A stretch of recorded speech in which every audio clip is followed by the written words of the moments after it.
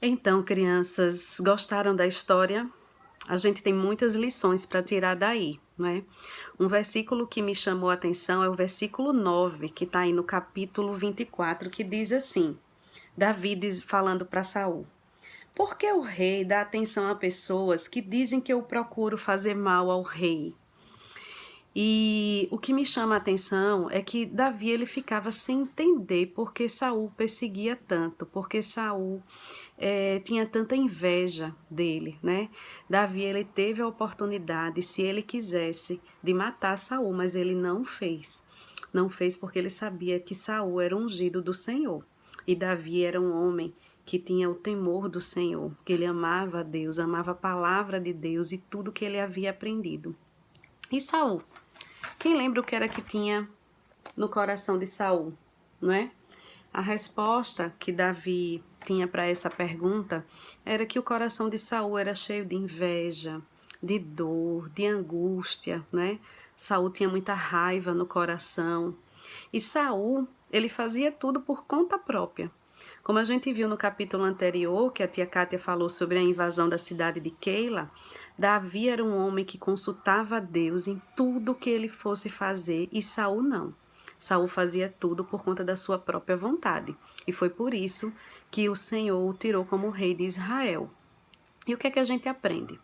Né? Essa não foi a única oportunidade que Davi teve de matar Saul e ele não fez. Mesmo uma pessoa fazendo mal a ele, Davi sempre queria fazer o bem. A gente vê que Davi, quando ele corta o manto de Saul, ele se arrepende, ele vai lá, ele se ajoelha, ele coloca a cara no chão, né, pedindo perdão, sabe? E Saul até fica surpreso com essa atitude de Davi, né? Quando Davi faz isso, ele se arrepende e ele vai embora. Então, crianças, que a gente possa sempre estar consultando o Senhor em tudo que a gente vai fazer. Que a gente possa também estar fazendo sempre o bem. Não importa o que está acontecendo do nosso lado.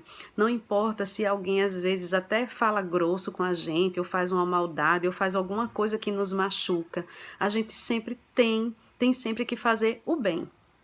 Quando eu era criança, do tamanho de vocês, a minha avó tinha um ditado, que ele é bem conhecido, e dizia assim: fazer o bem sem olhar a quem. Então, fazer o bem para qualquer pessoa, né? Isso não era o ditado da minha avó, tá aí na Bíblia, né?